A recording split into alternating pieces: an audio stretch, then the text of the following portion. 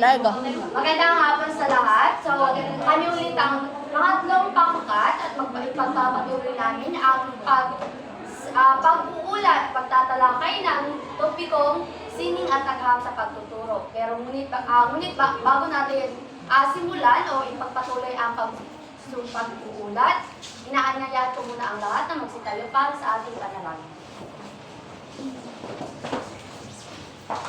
Miss Jeanette, maaari mo bang magsimula ng pamunuan ng ating panalangin?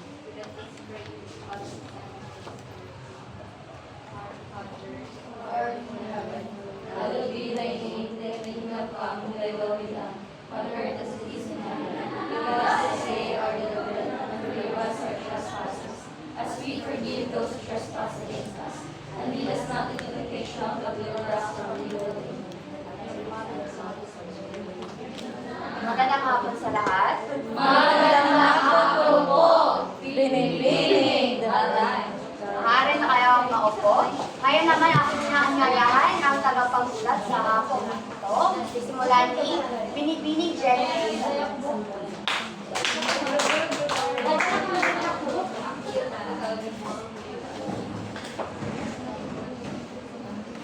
So, magandang hapon sa inyong lahat. Muli, ako nga pala si Binibining Sangwesa at narito ako sa inyong harapan upang ipagpatuloy ko ang aming nasimulan noong ang guro. Ang guro ay isang tao na nagbibigay ng edukasyon para sa mga mag-aaral. Dahil sila ang nagpapakita ng mga konsepto at kaalaman na kinakailangan ng mga estudyante para sa kanilang pangunlad. Alam niyo ba na sa Pilipinas, ang mga guro ay tinuturing na bayani dahil sa kanilang mahalagang papel sa pagbuo ng kaisipan ng bawat estudyante. Next ay bilang isang guro, mayroon tayong mga pananagutan hindi lang sa ating mga estudyante, pati na rin sa ating komunidad. Sila rin ang humuhubog sa ating katauhan at ating kaisipan.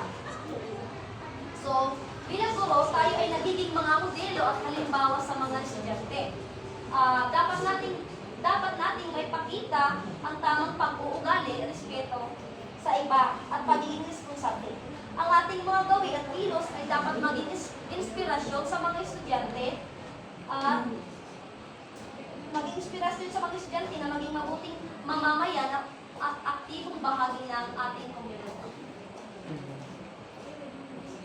Ang guro. Ito ang pamilya. Ang isang guro ay dapat magtaglay ng kahandaang profesional ng katibayan na pagtatapos ng kurso sa pagtuturo o di kaya'y nakakakuha siya ng mga asignaturang edukasyon na nagdudulot ng kaalaman sa simulain ng edukasyon. Mga simulain sa likolohiyang edukasyonal at iba pang kaugnayan sa aralin. So dito, ito ay tumutukoy sa mga kwalifikasyon ng isang guro na dapat taglayin. Dito sila ay sumailalim sa masusing pagsasanay at edukasyon bago maging ganap na guro. Ang kanilang kaalaman ay hindi lamang nagmula sa paaralan o libro ng kanilang nalaman, kundi pati na rin sa kanilang karanasan. Bukod pa dito, bilang isang guro, mas lalo pang lalawak ang kanilang kasanayan dahil na rin sa kanilang patuloy ng pagkatuto o pagsali ng mga workshop at iba pang mga pagsasanay.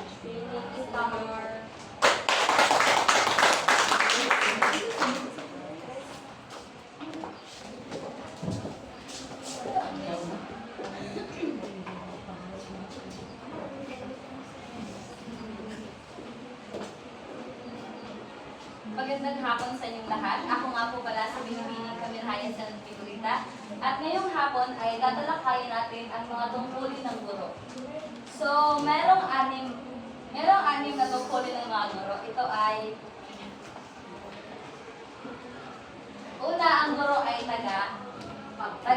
tagapagturo. So, mahalaga ang tungkulin ito dahil nagbibigay ito sa guro ng responsibilidad na magturo ng mga kaalaman at kasanayan ng mga mag-aaral. So, ang mga guro ay ang nagtuturo sa atin ng mga mga kaalaman na kung saan nagagamit natin sa mga susunod o sa future na mga henerasyon. So nagagamit natin sa pamamagitan ng mga guro, sa pamamagitan ng mga kaalaman na tinuturo ng ating guro ay nakakabuo tayo ng mga kaalaman na kung saan ito ay nagagamit natin sa mga pang-araw-araw natin na buhay. Yes. At susunod naman ay, ang guro ay modelo o huwaran. So, bilang mga modelo, ang mga guro ay dapat magpakita ng tamang pag-uugali. So, di ba, dapat pag ikaw ay isang guro, ikaw ay magiging modelo sa iyong mga estudyante dahil ang mga bata o ang mga pag-aaral ay ginagaya nila o magaling silang manggaya sa kung anong pinapakita ng guro nila sa kanila. O di ba dapat tayong mga guro ay nagpapakita tayo ng mabuting pag-uugali, mabuting mga kilos at gawin na kung saan ito ay makuha nila o ma-adapt nila sa atin upang nang sa ganun ay isabuhay nila ang mga ipinapakita sa kanila. Tama. Next is, sunod ay ang guro ay tagapamahala o manager. Ang mga guro ay hindi lamang nagtuturo ng mga aralin, kundi sila rin ay namamahala sa kanang sila. So, ang guro daw ay tagapamahala o sila yung gumagabay sa atin sa isang silid-aralan na kung saan tayo ay ginagabayan nila upang sumunod tayo sa mga alituntunin na kung saan ipinapatupad sa ating silid-aralan na kung saan ay magagamit din naman natin sa ating mga buhay. Next is, ang pang-apat ay, ang guro ay tagapayo at tagapatnubay. So, mahalaga ang tungkulin ito upang matulungan ang mga mag-aaral at matagumpay sa kanilang pag-aaral at personal na buhay. So, ang mga guro ay tinagurian ding nagbibigay gabay sa atin na kung saan tinuturuan nila tayo or minumuod nila tayo kung anong daan ang dapat nating tahakin na kung saan ito ay mabuti at magagamit kung saan ito ay ayon sa ang guro ay tagapatnubay. Dahil tagapatnubay sila dahil ginagabayan nila tayo sa kung ano ang kailangan at ano ang kailangan nating gawin at tahaking daan na kung saan ito ay makakatulong din sa atin upang maabot natin ang ating mga pangarap or mga minimum. Tama. Ang panglima ay ang guro ay leader, tagapamuno. So, ang mga guro ay nangunguna sa kanilang mga klase at nagbibigay ng gabay, direksyon. O gaya ng sinabi ko, sila ay nagtataguyod o nagbibigay ng kahalagahan sa edukasyon at nagtuturo ng mga prinsipyo ng liderato sa kanilang mga estudyante. So, ang guro daw ay isang leader o tagapamuno. Di ba kay sa isang silid-aralan, meron tayong guro na kung saan sila yung nagtuturo sa atin sa kung ano ang dapat nating gawin sa mga kaalaman at mga kailangan nating gawin. Ano ang kailangan o ano ang tamang gawin upang may apply natin ito sa ating pang-araw-araw na buhay. Yes, teacher. At ang panghuli ay ang guro ay magulang or ina, ama sa paaralan. So, ang mga guro ay nagiging pangalawang mga magulang sa kanilang mga mag-aaral sa loob ng paaralan. Diba, ang mga guro ay tinaguri ang pangalawang magulang sa silid-aralan dahil hindi lang sila nagbibigay ng edukasyon o nagtuturo ng mga kaalaman or mga prinsipyo sa atin. Sila din ay nagbibigay ng pagmamahal dahil ang guro ay gumagabay nga sa atin at nagtuturo din sa atin kung ano ang dapat natin gawin. Yun lamang at ipagpapatuloy ni Miss Princess Iba. Binibining ko ang Iba.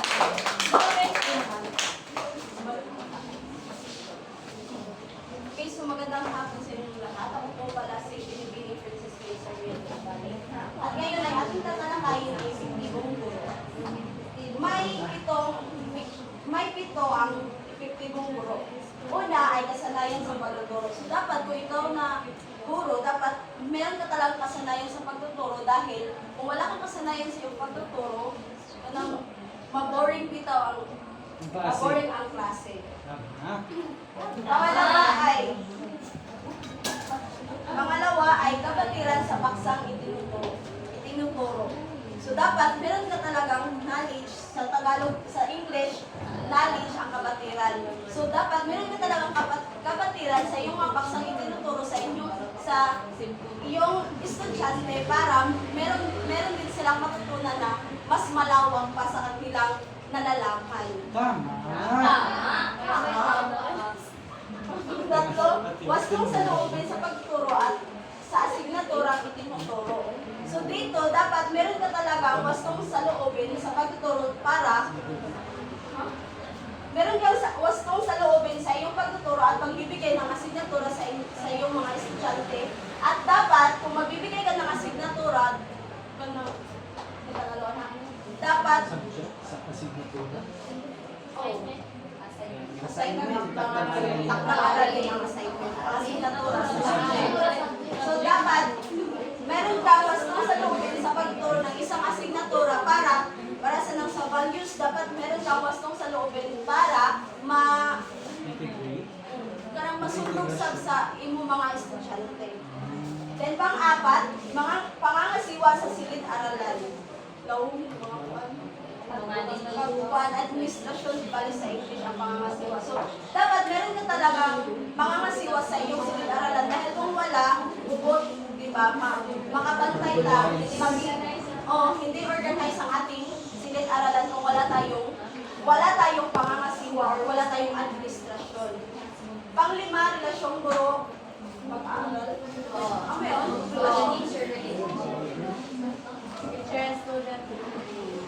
So, naku tayo sa no. Then, pang-anim, kasanayan sa pag-i-evaluate ng mag-aaral. So, dapat meron talaga tayong kasanayan para i-evaluate natin ang ating mga estudyante. Pang-pito, panghuli, ay personalidad ng guro. So, dapat ikaw na guro, meron ka talagang personalidad para personality batasay. So, dapat meron ka talagang mabuting personalidad para ang iyong mga estudyante ay hindi takot sa iyo. Kaya di ba may ubad, rar, nako ay. So, dapat meron ka kung ikaw na guro, dapat may personalidad ka sa iyong sarili. Yun lamang po at magpatuloy kami. Go, Camille! Go, go, go. Yung Pilipino.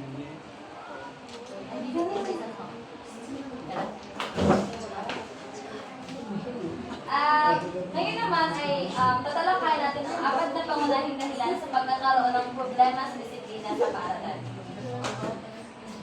So, ang una ay ang hindi pagdisiplina ng mga magulang sa kabataan sa tahanan.